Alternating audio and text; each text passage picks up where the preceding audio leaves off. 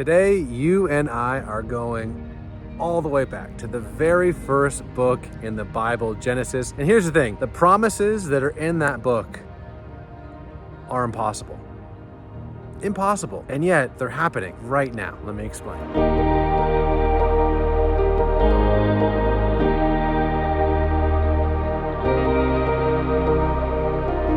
Welcome to Bible Time. I'm Rajner, and you and I are here simply to renew our joy for Scripture. And our Scripture today comes from Genesis 17. I will establish my covenant as an everlasting covenant between me and you and your descendants after you for the generations to come, to be your God and the God of your descendants after you. The whole land of Canaan, where you now reside as a foreigner, I will give you as an everlasting possession to you and your descendants after you, and I will be their God. God is promising Abraham the land of Canaan 4,000 years ago to a guy, to this guy who came out of Ur of the Chaldeans. Like, what? All right, so track with me just how impossible this promise to give the land of Canaan as an inheritance forever. We'll just zoom into one point in history, any point in history. The Romans destroyed Judea and killed tons of Jewish people and burned the temple to the ground. That has to be the end of the story, right? Or Nebuchadnezzar, he comes in and he destroys the temple and he kills how many Jewish people and sends them off to exile in Babylon. That's obviously the end of this promise. It's obviously the end of the story. Or the Spanish Inquisition, where all the Jewish people were kicked out of Spain, and there's all these pogroms in Russia. Then you have the climax of that impossibility, the Holocaust. 6 million Jewish people were marched to their extermination. And yet,